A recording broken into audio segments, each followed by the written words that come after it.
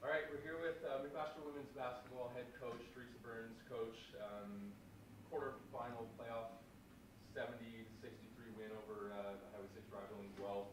How does it feel to have kind of gotten your feet wet in the playoffs with the dogfight already? Honestly, absolutely fantastic right now. During the game, it was a nail biter, obviously, as all playoff games usually are.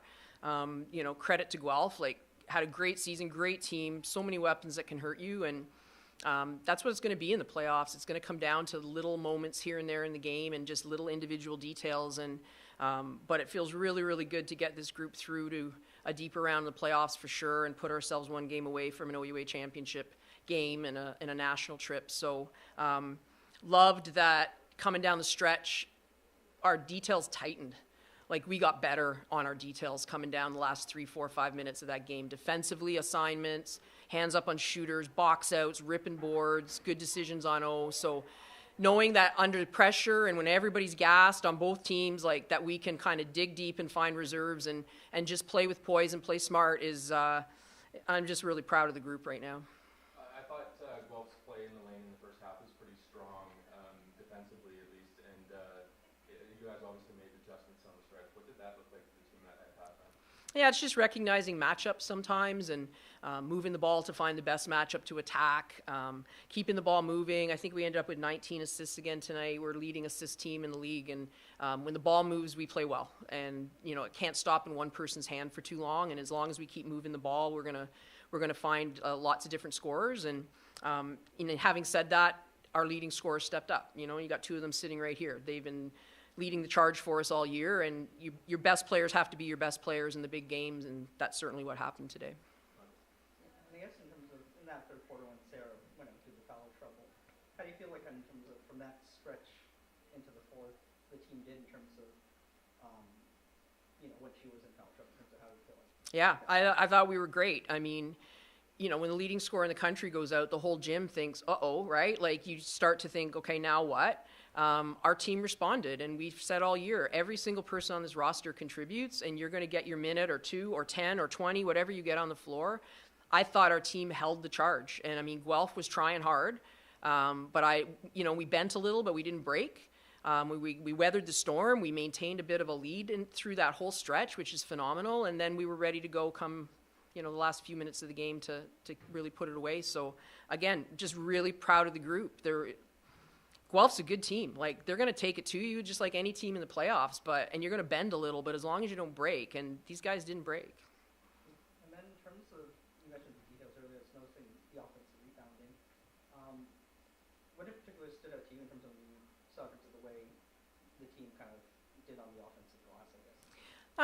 We got to the offensive glass a little bit. Ari, again, amazingly, got a couple of really key O boards to keep the play alive for us and get us a second chance at the shot clock there. And you have to get yourself some second chances sometimes. For me right now, I'll look at game film and maybe think about it a little bit more. What stands out for me, honestly, is the D boards, and we talk about that all the time. D boards win games.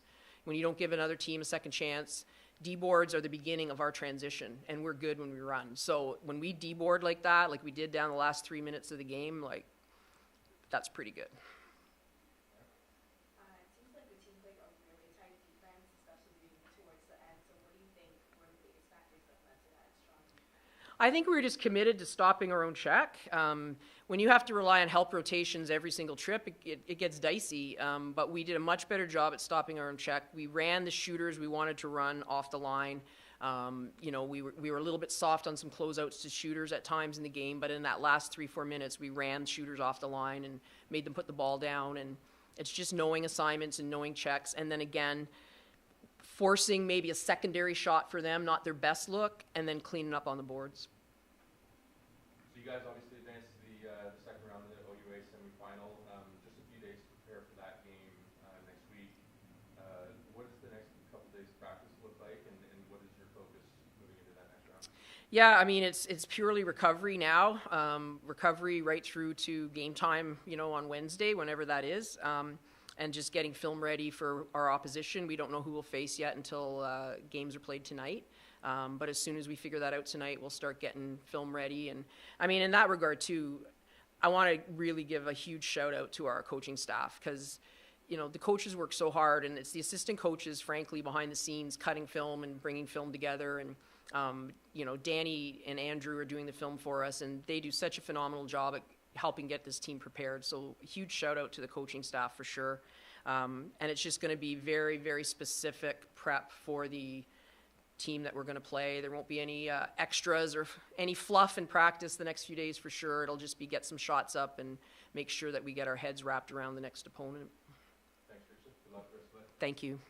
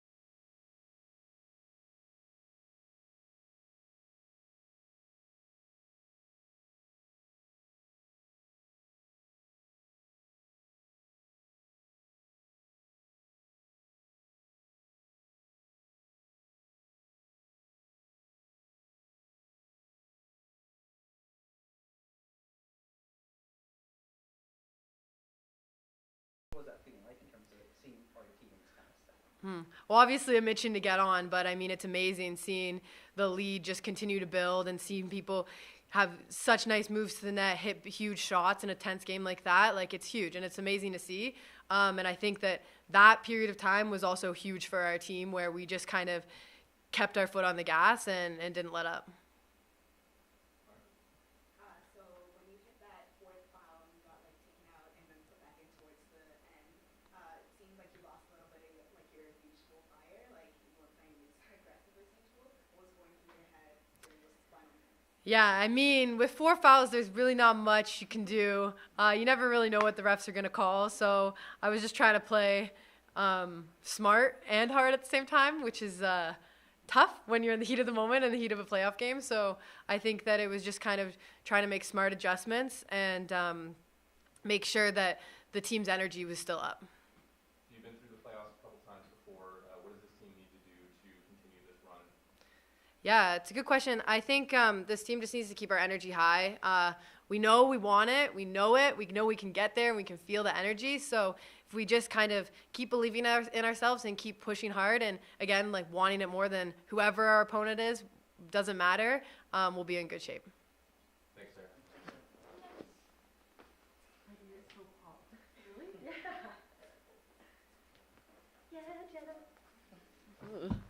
Bright light on my face. We're here with Jenna Button. Jenna, great 15 points from you tonight, another 7 assists. Let's get your thoughts on today's game as well. Yeah, it was obviously a tough win. Guelph's a really good team. Credit to them and all of their players that stepped up and hit those big shots. But the biggest thing for me and the team was that we didn't let those runs continue. We stopped those runs quick. We knew they're going to hit their shots, but we know that we have to get stops and we're going to hit our shots just like they are. So getting that stop and then getting the score, that's all that it's about.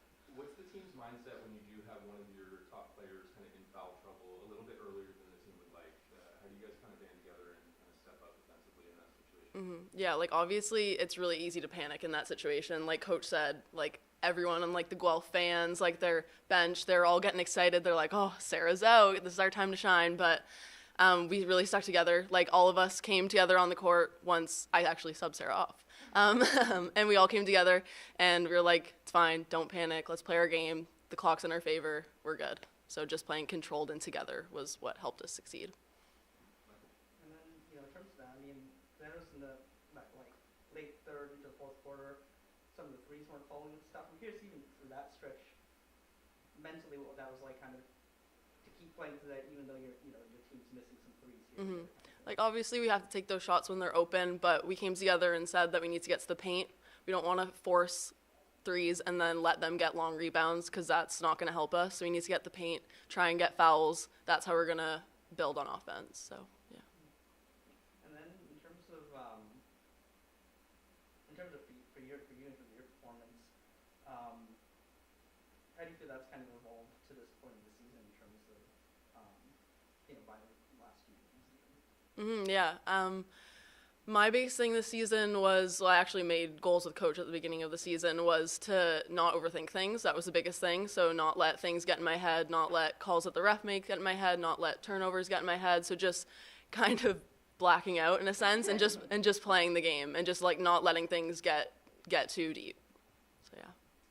During that, I think long period, I don't know how many minutes it was, where you both were tied at 61, how was everyone feeling? I see you guys were really attacking those threes, but it seemed to be working, it wasn't working for the other team as well, honestly. So, how were you guys panicking, or just let's keep protecting our goal right now? Yeah, we were trying to stay as calm as possible, obviously, take those open shots, but also, Amy had a really good take to the net, unfortunately didn't get the foul, but then we just kept building on things like that, and then trying to get those stops on defense so we could get offense, because our defense is what builds and makes our offense good, so. Thanks, Jen. Thank you.